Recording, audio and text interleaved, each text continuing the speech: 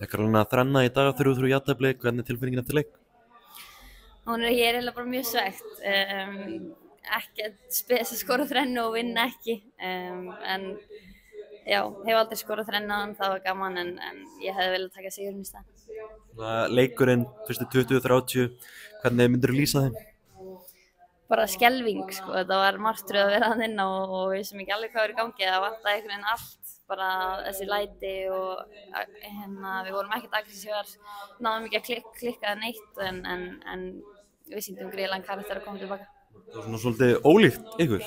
Já, mjög. Ég vissi ekki hvað var í gangi en þjálfararnir taka góða ákvörðun og taka 2 skiptingar sem kemur mikil orka með þeim og þær gera hrikalega vel sem kom inn á. En já, ég veit ekki hvað var að en ég er hrikalega stolt af liðinu að koma tilbaka. Þú segja þessar svona skiptingar eftir hálftíma leik að vakið ykkur? Já, ég varð að segja það en þetta á ekki að gerast. Þetta er svona svolítið sem við okkar tákn að vera með læti, vera klukka, vera bara óþolandi en við vorum það ekki fyrir áleik en svo klikkaði það. Þessi aukaspennandi lok fyrir áleiks, gefur ykkur býsta mikið? Já, það var frekar laust, ég er mjög heppin að það fór inn en þetta gaf okkur meðbyrja. Ekki kannski besta aukaspenna sem þú hefur tekið? Nei, markið maður. Það er svona þegar þið farið inn í hálfleik, eins og segja, svona gefur ykkur mikið að taka þetta mark, svo kemur annað högg í byrjun seinni, mikill karakter sem sýnir eftir það?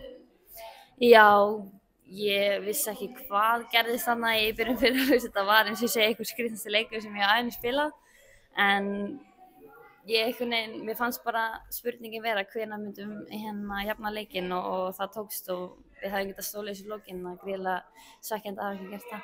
Á þessum 3 mörkum, hvað var uppáhaldsmarkið þetta í leiknum? Það var skallamarkið. Ég skora ekki mikið af þeim þrátt fyrir stærðin á mér þannig að ég er mjög sátt að skora skallamark. Svona í lokinn einum fleiri lengi eða í einhverjum 20 mínútur cirka að ná ekki að koma inn einu marki viðbót svekkjandi? Já, gríðarlega svekkjandi. Eins og ég segja þá viljum við vinna alla leiki og það gerur okkur aðeins erfiðara fyrir næstu ferð en við verðum þá bara að taka 60 þar.